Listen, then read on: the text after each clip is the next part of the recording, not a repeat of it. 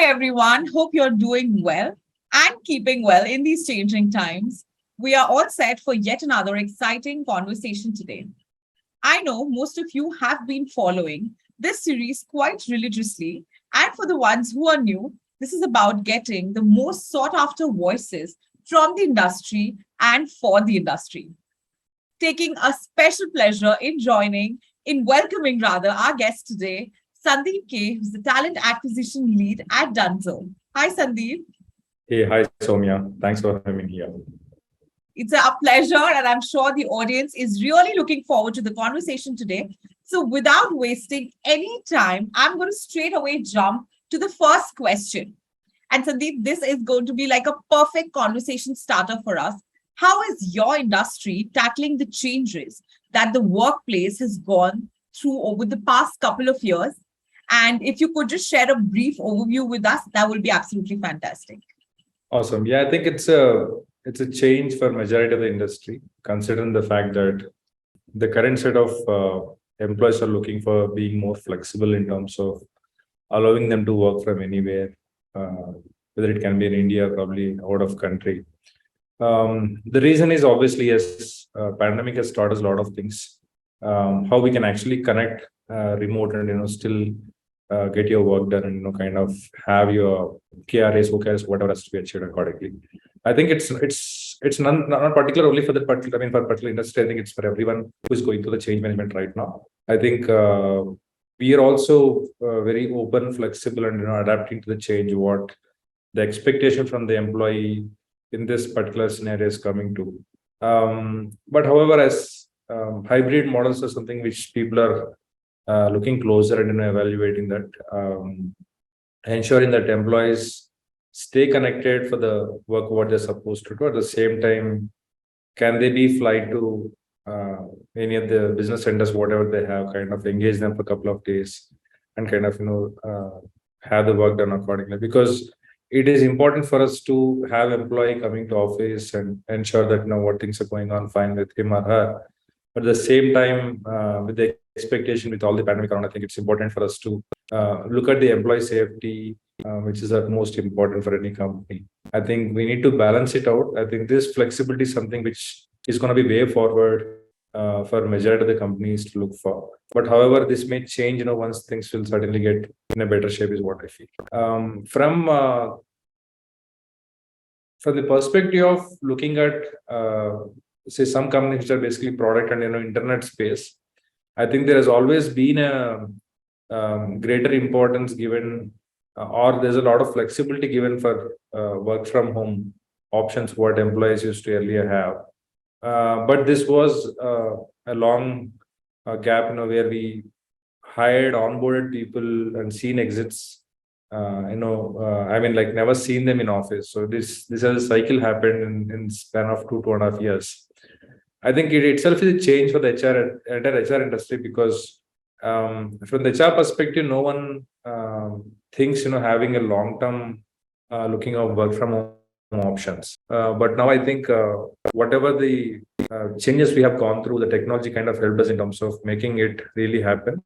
I think there's a lot can be learned from this.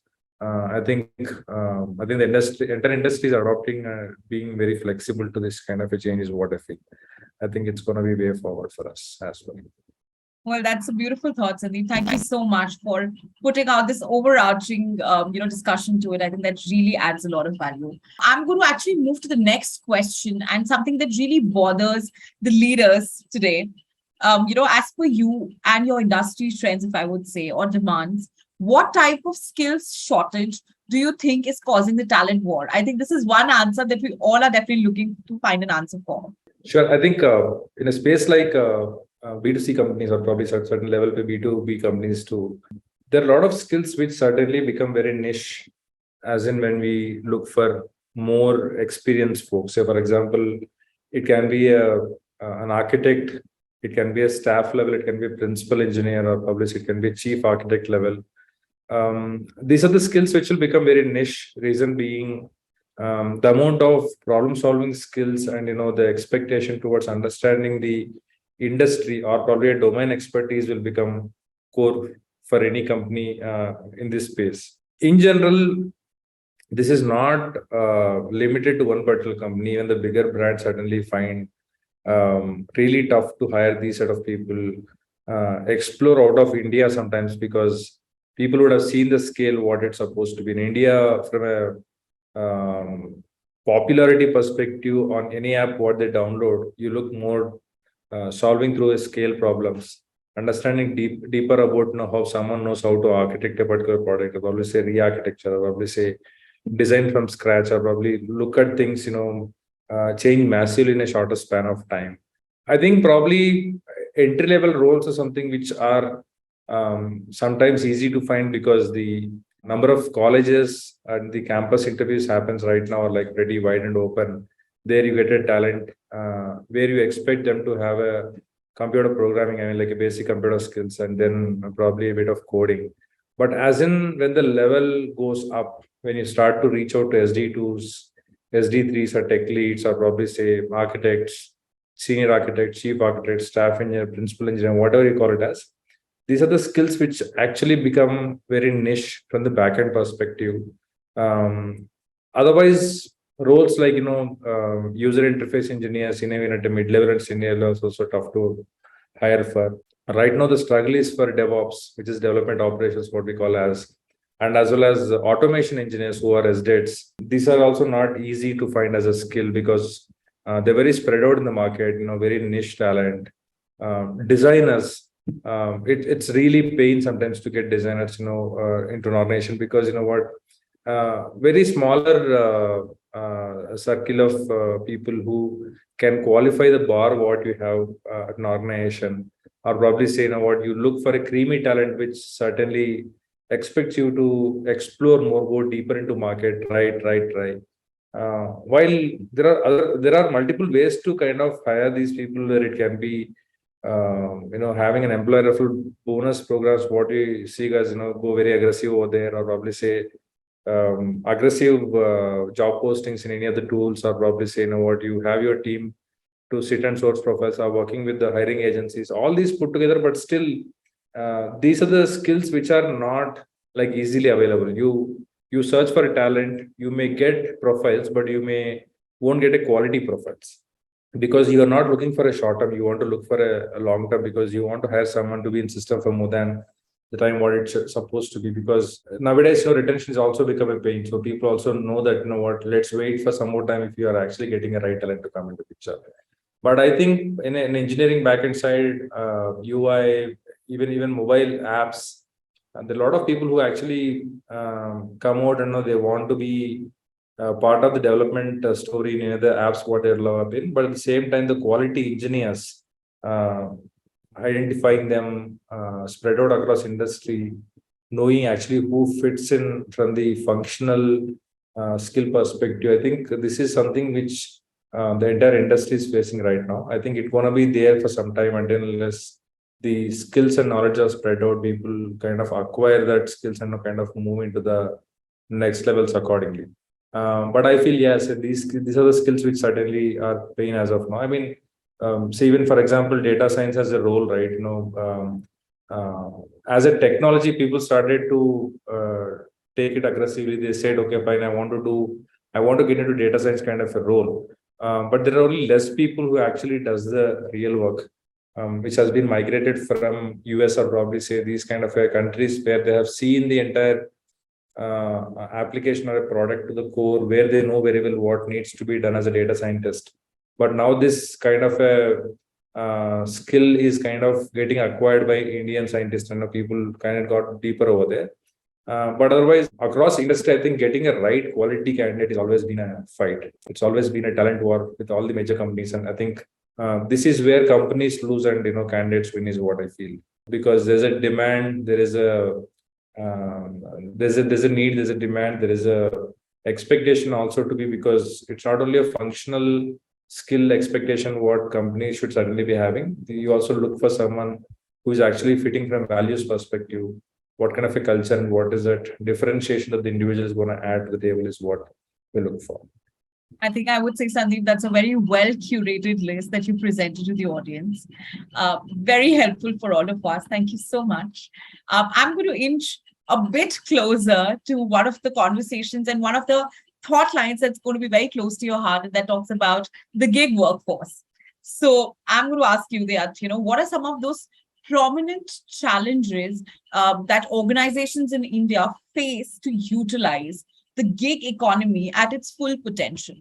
I think we are not ready yet. It is what I feel, because see, this is not something which companies haven't tried. So there are certain roles which you're fine if it is a gig workforce, but there are certain roles which can't be um, worked on an hourly basis, or probably say can't be expected to support remotely, or probably say you are not available for a product meetings, because everything is driven from the business. An individual who is sitting at an engineering level, at whatever level, they also have to understand what is the purpose of building particular app or a product or technology, right? Because for this, collaboration is very much important.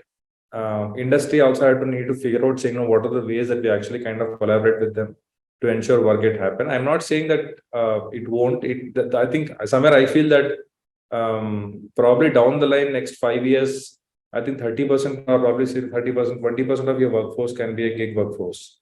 But those are the roles which can be limited to the perspective of where not much of a collaboration is required, or probably say support from the remote perspective, which companies can take it accordingly, where you are fine with the hourly basis, or probably say or probably weekly basis or something like that. I think there's going to be a lot of importance given, but again there is a prioritization given, which are the skills the individual is going to add. While we also evaluated someone in technology side, but some point of time, what happens is you expect people to be completely dedicated to your problem statement, who can actually understand deeper, think long term, ensure that what they are participating, they are being collaborative, they will do what expected out of the role, right? I think in Indian scenario perspective, I think probably we are not completely prepared with this kind of environment right now. But somewhere down the line, I feel that once we start to see the result, or probably see the outcome of this gig workforce, I think probably there's a possibility for change in a different teams, is what I feel. That's a very important movement that you're talking about. That really brings me to the last question in the conversation today, that if you could just shed some light on your employer branding strategy and how it has evolved over the past few years. So I think we've been always values-driven organization. We always feel that a technical expertise or a technical skills are required, or a functional skills are required for an individual to kind of crack an interview at Dunzo. At the same time, we also believe cultural representation, value representation, and how individual will certainly understand what company is thinking all about from the workforce perspective, or probably say customer perspective. We generally drive on 4 values. Topmost would be customer centricity, where we always look for someone who places customer is the first, and we always believe in the fact, whatever is the team you come from, whatever the subject matter expertise you're adding, this all directly or indirectly impacts the customer. I think that's where everyone need to realize that fact. And second thing is, we also look for someone who's very fearless to talk their mind, to kind of let anyone in the company know what is going through their mind. How do we keep it simple and open, so that people understand what he or she is thinking about. At the same time, when we are working with people, I think it's important for us to respect each other. That's the third value what we look for, because it's quite natural that you may bump into different ideas, but at the same time, we need to respect each other's time and individuality, to ensure that other person also put across their thought. While we do all this stuff, yes, ownership as a fourth value is very important for us, to ensure that people have joined us for some reason. There's a lot of value addition the individual is going to put across. At the same time, we expect people to treat it as a ownership for whatever has been given to them to kind of perform, because this is where the individual personality comes into the picture. That's where we strongly believe that values are something which we actually put forth for us. The fitment from a functional aspect certainly will be evaluated through multiple rounds of interviews.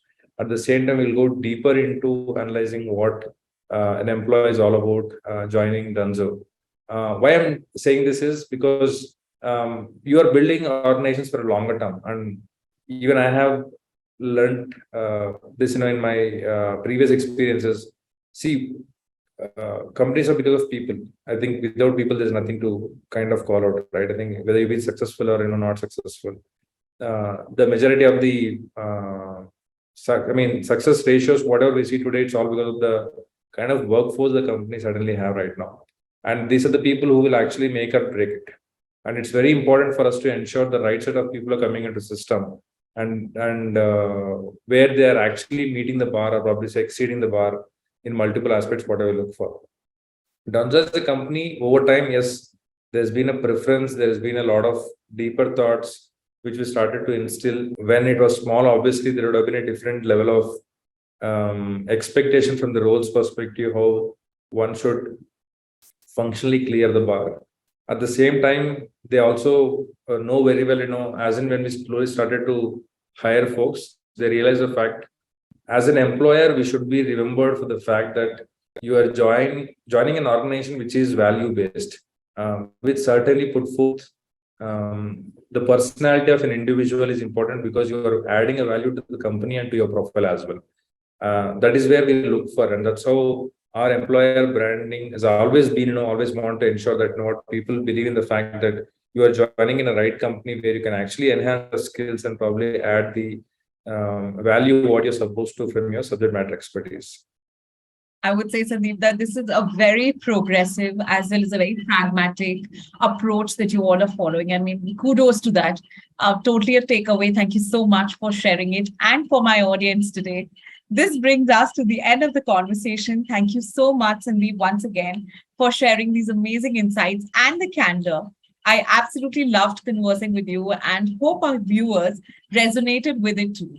Thank you so much once again, everyone. We'll be back with another exciting conversation very soon. Thank you so much, and have a great time ahead.